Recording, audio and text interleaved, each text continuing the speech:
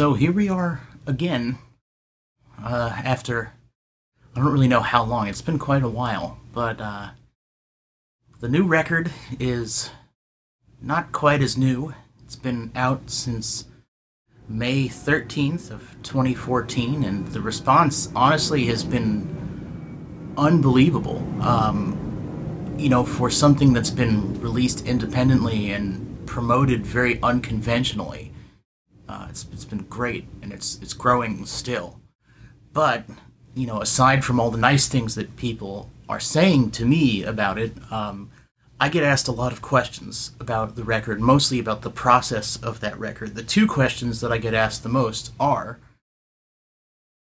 how long did it take?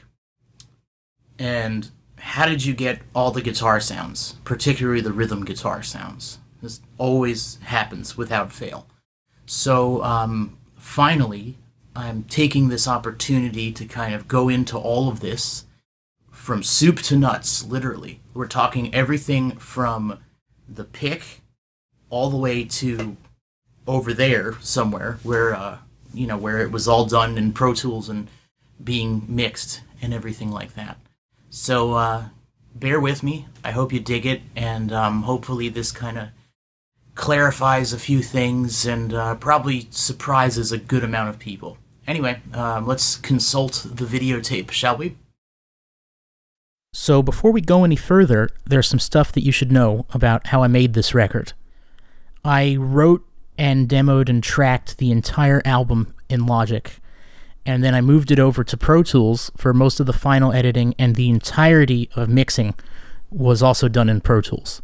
Then I came back to Logic for a good portion of mastering the record, but then I did all the track spacing and transitions and final disc authoring in a platform called DSP Quattro, which is a really cool one you should check out.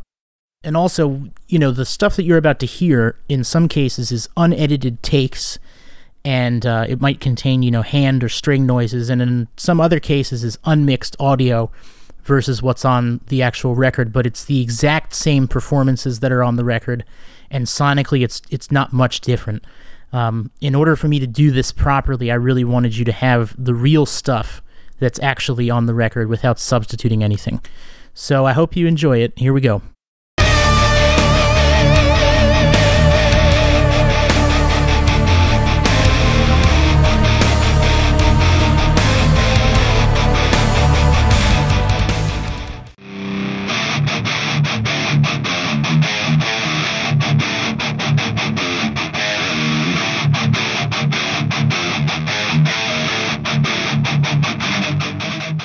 So this is going to be the first video in a series of what will most likely be 4 videos total about the guitar sound on this album. And the first video will be about the rhythm sound on the album. And the reason this is going to be first is because 1, everybody always asks about it, like I said, nonstop. And 2, if you are only watching these videos to find out about this rhythm guitar sound for this album, then you only have to watch the first video, which is pretty nifty, right? So anyways, this is it. It's these 2 plugins. This is the entire amplifier, cabinet, and microphone setup for the entire rhythm sound for the whole album, right there.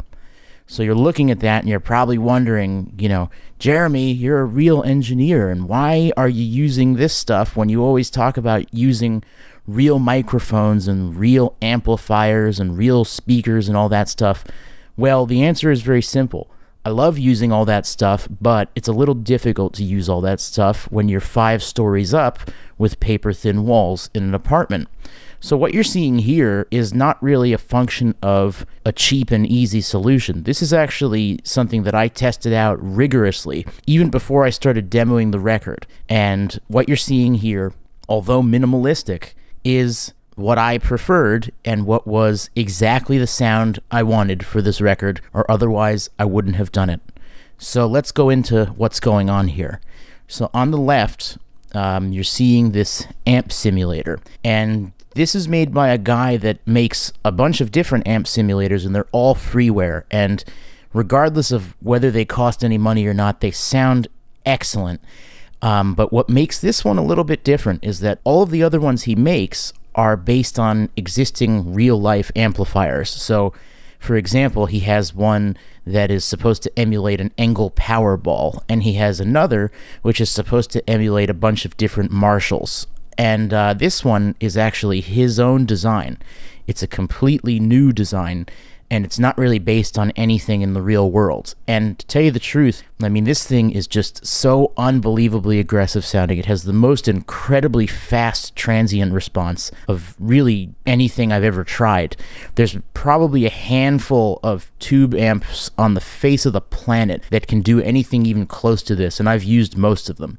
But regardless of how awesome the amp simulator is, I really wouldn't have been able to do any of the major guitar sounds for this record without the plugin that you're looking at on the right side, which of course is the 2 Notes Torpedo Wall of Sound. This thing is an absolute godsend. I was so skeptical when I first downloaded the demo for this, like now almost 2 years ago, and even just the demo with the 1 cab and the 1 microphone really sold me on it, and it just sounds excellent. And honestly, if you have any experience miking the real thing and moving microphones, you're going to have such a good time with this because it really allows you to get close without having to sift through, tons of different impulse files and keep loading them and, trying them and not liking them and whatnot. So what happens here basically is this amp hits this speaker simulator plugin, and the way I did it was actually pretty similar to how I would do it in the real world. I knew from the cabinets that were available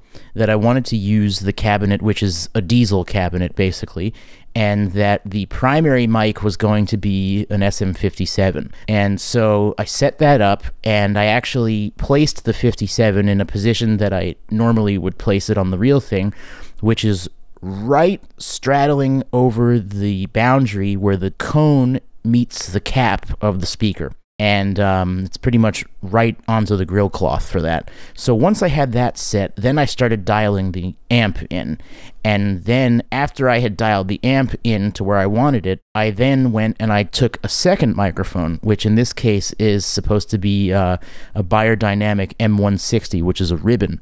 And I used the ribbon mostly to kind of fill out the sound a little bit. I find that the SM57 by itself can be kind of harsh or kind of notched. It's not a very polite sounding microphone, and that's why we all like it, but sometimes it's good to kind of complement it with something a little smoother. So what I ended up doing was I mixed the mic'd signals together in the plugin, and that's pretty much, the easiest way I could have done it. Had I done this with real amps and real mics, that would have been recorded into Logic as 2 separate tracks. But here I just kind of committed, and I got a level between the 2 microphones that I liked. So what you're going to hear now is me going back and forth between each of the different mics, some different combinations, and you'll hear sort of what part each of them plays. And it's also important to note that literally the only other processing in Logic was just this high-pass filter in the plugin at about 100 hertz.